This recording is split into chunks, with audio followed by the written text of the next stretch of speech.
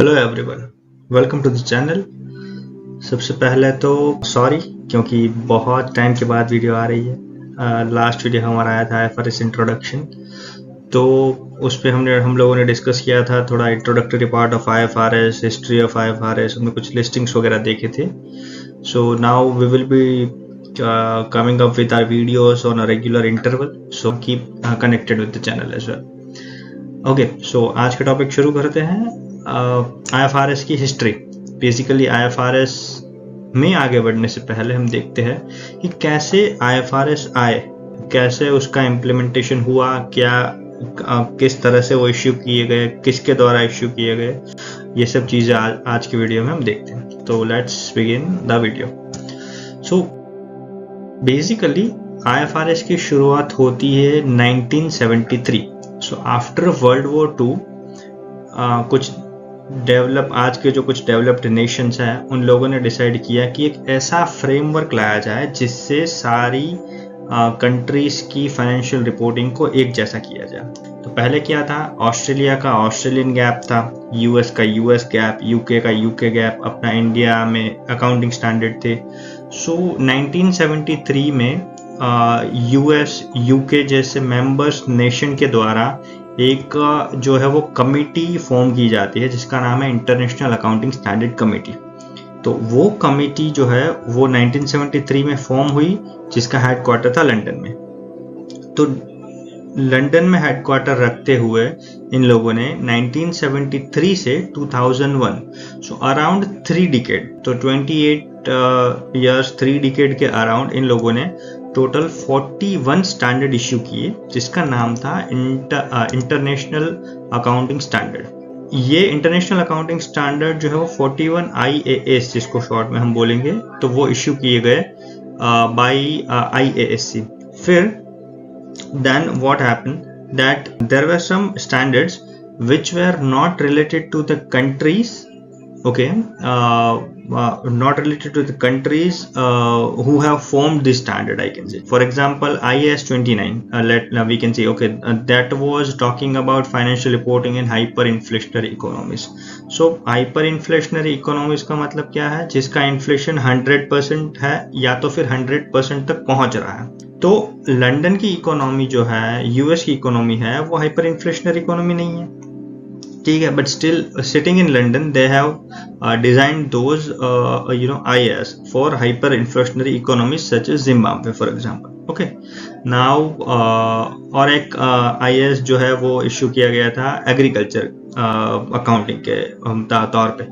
तो लंदन की, यूएस की, ये सब कंट्रीज की जो इकोनॉमी है that is not agriculture based economy, ठीक है। अपना इंडिया की इकोनॉमी है which is agriculture based economy, तो हमारे लिए वो स्टैंडर्ड यूजफुल यहाँ पे रहेगा।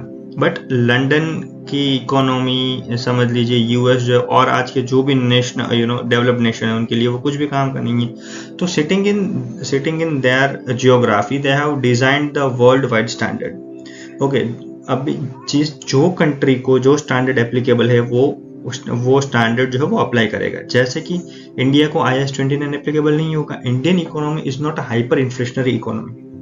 ओके, सो ये 41 स्टैंडर्ड जो है वो 2001 तक इश्यू किए गए थे। अभी अगर हम अपनी जर्नी में आगे बढ़े यहाँ पे, 2001 में दे हैव थॉट कि अभी बिजनेस करने के तरीके, बिजनेस में जो फ्रॉड्स है वो फ्रॉड्स, बिजनेस की प्रोसेसेस, वो सारी चीजें बदल चुकी हैं, तो क्यों ना स्टैंडर्ड्स को भी रिवाइज किया जाए, राइट। तो उन्होंने क्या किया कि स्टैंडर्ड को रिस्ट्रक्चर करने के लिए, ठीक है, इन लोगों ने एक बोर्ड बनाया। तो वो क्या बनाया कि IASC को रिप्लेस कर दिया इन लोगों ने international accounting standard board, IASB। So IASB came into picture from 2001. IASC were there till 2001. IASB जो है वो इश्यू किया गया, बोर्ड बनाया गया 2001 में, ठीक है, जिसका बेसिकली पर्पस क्या था कि जो एग्जिस्टिंग IAS जो है उनको रिव्यू किया जाए। अगर वो रिव्यू करने के बाद पता चलता है कि वो एग्जिस्टिंग IAS जो है वो करंट इकोनॉमी के लिए एप्लीकेबल है, तो उसको एज इट इज रखो। अगर नहीं है तो रिवाइज स्टैंडर्ड इश्यू करो। तो अगर मेजर चेंजेस हमको IAS में दिखने मिलते हैं, फॉर एग्जांपल, ठीक है, अगर मेजर चेंजेस है तो इश्यू किए गए न्यू स्टैंडर्ड जिसका नाम है IFRS। तो इंटरनेशनल फाइनेंशियल रिपोर्टिंग स्टैंडर्ड जितने भी है वो IAS का अपडेटेड वर्जन है। ओके, और जो जिसमें जिस IAS में मेजर रिक्वायरमेंट नहीं थी, ठीक है, तो वो सारे स्टैंडर्ड जो वो एज इट इज रखे गए, या तो उसमें मॉडिफिकेशन किए गए और रिवाइज्ड एडिशन वो स्टैंडर्ड का इशू किया गया। ओके, तो यहाँ तक अपन ने देखा कि क्या IASB क्या है, IASC क्या है, क्या IAS है, क्या IFRS है, राइट। तो अभी थोड़ा आगे बढ़ते हैं यहाँ पे।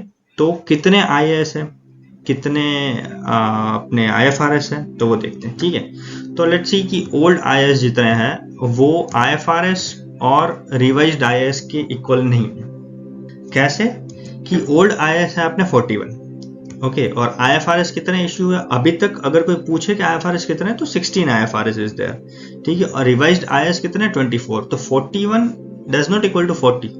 ओके, सो 16 IFRS, 24 IAS और अपना ओल्ड IAS थे 41। तो ऐसा क्यों हुआ? तो इन IAS there was a different standard for revenue recognition and contract accounting, ठीक है। तो there were 2 IAS, that is IAS 11 and IAS 18। तो वो दोनों थे रेवेन्यू के रिलेटेड, तो वो दोनों को क्लब किया गया, ठीक है, मतलब कि वो दोनों IAS को निकाल के IFRS 15 इश्यू किया गया। तो 41 में से 2 गए 39 और एक इश्यू हुआ तो 40 टेक्निकली। तो इस तरह से 41 थे और 40 हो गए, राइट। Let's go.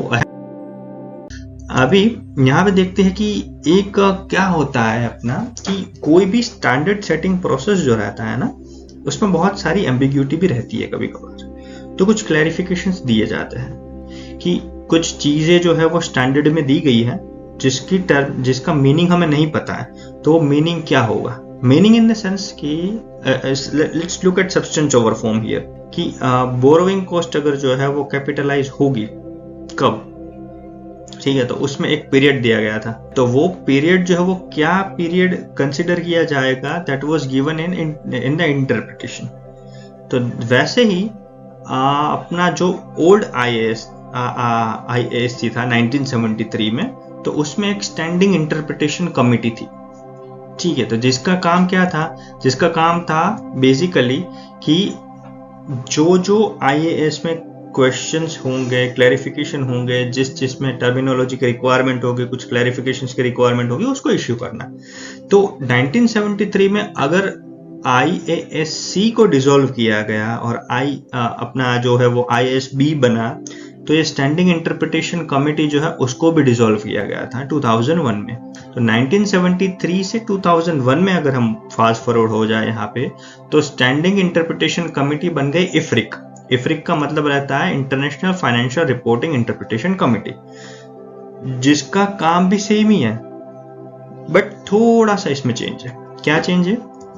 इसका ऑब्जेक्टिव क्या है मेनली कि SIC के इंटरप्रिटेशन को देखो पहले, कि SIC ने क्या क्या इंटरप्रिटेशन दिए थे पुराने, ठीक है। अगर उसमें ऐसा लगता है कि चलो मेजर अमेंडमेंट की रिक्वायरमेंट है, तो अगर मेजर अमेंडमेंट की रिक्वायरमेंट है तो नए इंटरप्रिटेशन अपने जो कमिटी की जो रिपोर्ट्स है, वो नए जो इंटरप्रिटेशन है वो एप्लीकेबल करो। अगर नहीं है तो पुराने के साथ कंटिन्यू करो, ठीक है। तो अगर मेजर अमेंडमेंट है तो SIC को डिलीट किया जाए, IFRIC को इश्यू किया जाए, और अगर नहीं है तो keep the old SIC as it is. Okay, so that was the main objective behind interpretation committee. पहले तो क्या है, IFRIC कमिटी क्या है, क्यों है, तो that was the objective of interpretation committee. अभी IFRS का कवरेज अगर देखा जाए तो कितना है, लाइक हमने देखा IAS भी है, IFRS भी है, इंटरप्रिटेशन कमिटी भी है, लाइक स्टैंडिंग इंटरप्रिटेशन कमिटी जो थी वो भी है, नई अपनी IFRIC भी है। तो let's look at few numbers कि टोटल IFRS का कवरेज कितना है इसमें, ठीक है। तो 24 IAS है अभी के लिए, 16 IFRS है, 15 IFRIC है और 5 SIC है, तो टोटल देखा जाए तो 24 + 16 दैट इज 40 + 15 55 और 5 ऐसे टोटल 60 स्टैंडर्ड और इंटरप्रिटेशन कमिटी, इनका कवरेज इतना है।